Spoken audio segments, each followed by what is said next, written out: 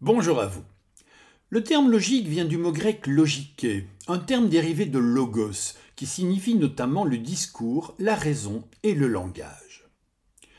Il s'agit là d'un mot que chacun de nous utilise dans le langage courant, et selon les contextes, le terme peut désigner quelque chose qui nous semble évident, cohérent, clair ou en accord avec le bon sens.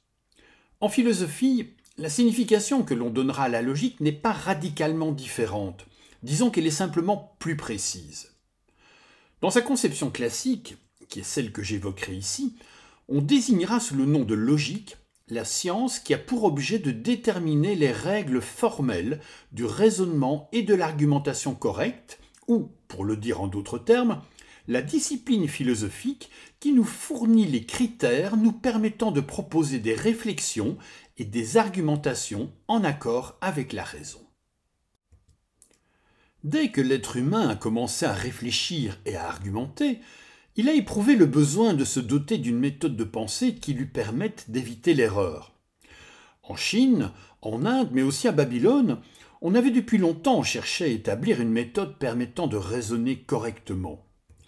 Mais c'est Aristote qui va véritablement poser les tout premiers principes rigoureux d'une véritable science des formes du raisonnement et de l'argumentation valide.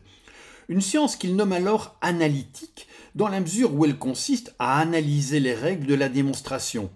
Le terme logique n'apparaîtra qu'un peu plus tard avec les stoïciens, vers le IIIe siècle avant Jésus-Christ, et il remplacera alors le terme analytique.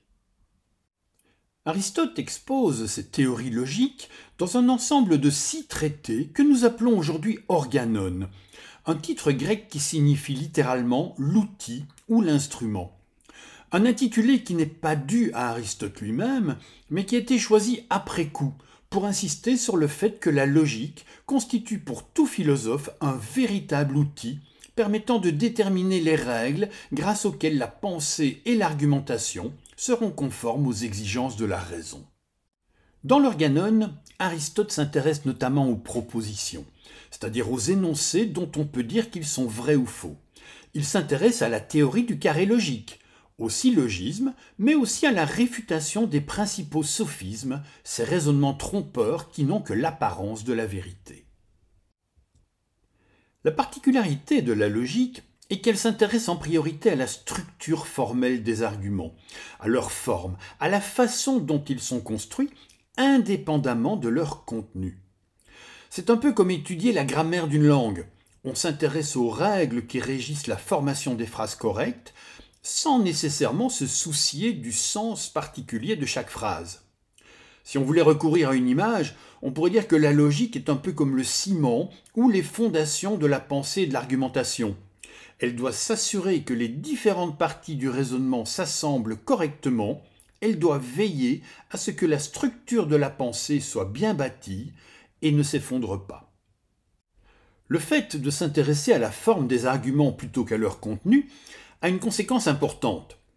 C'est que, à la différence des autres sciences qui augmentent notre connaissance, la logique, elle, ne nous apprend rien sur le monde.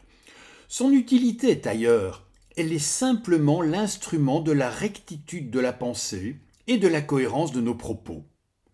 En établissant les règles du jugement formellement correct indépendamment de son contenu, en luttant contre le caractère approximatif du langage ordinaire, la logique nous fournit les critères qui nous permettent de proposer des réflexions et des argumentations en accord avec la raison. Avec l'éthique et la physique, la logique est depuis l'Antiquité déjà une des grandes disciplines philosophiques, et elle témoigne donc du souci très ancien de vouloir se doter d'un outil dont la fonction est de nous aider à penser et à nous exprimer de façon claire et rigoureuse.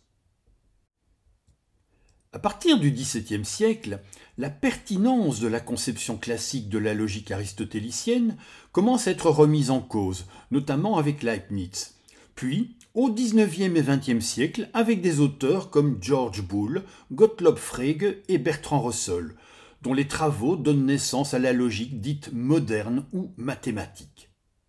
D'ailleurs, de nos jours, même si la logique dans sa dimension classique fait toujours partie du programme d'études des philosophes, Son évolution fait qu'elle appartient de plus en plus au domaine des mathématiques. Et plutôt que de parler de la logique aujourd'hui, il serait plus juste de parler des logiques, car plusieurs tendances, parfois même inconciliables, sont apparues, parmi lesquelles on peut citer notamment le logicisme, le formalisme et l'intuitionnisme. Je vous remercie d'avoir regardé et écouté cette courte vidéo, et je vous invite à rester curieux et ouvert, à faire preuve d'esprit critique, mais aussi à prendre plaisir à la vie.